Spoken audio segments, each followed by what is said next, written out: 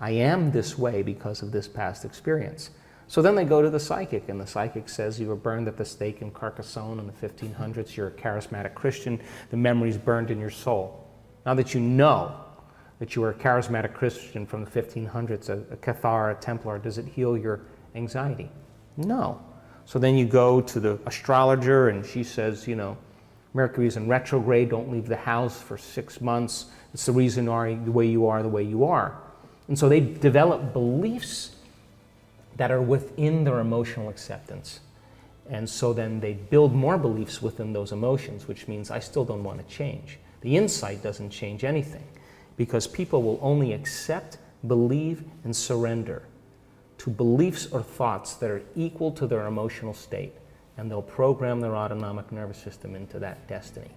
So then you get a diagnosis from a doctor, it creates the emotion of fear or desperation. You'll only accept, believe, and surrender to the thoughts equal to those emotional states.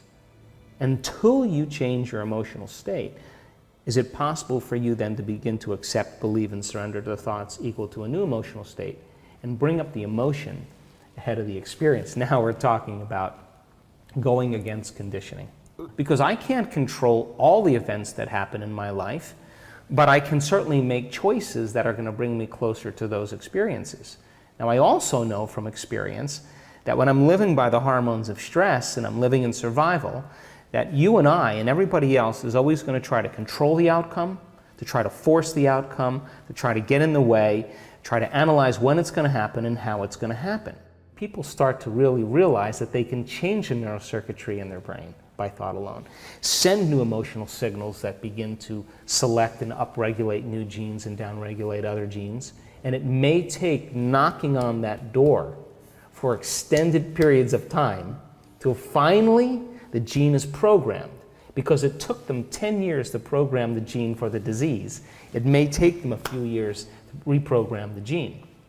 Now we're talking about pragmatist. We're talking about someone who's applying some principles. And so then when that occurs, and the energy that was sitting in these hormonal centers of survival, anger and fear and guilt and shame, the energy kind of moves up a little bit. We've measured this. Heart starts to open, gets more coherent.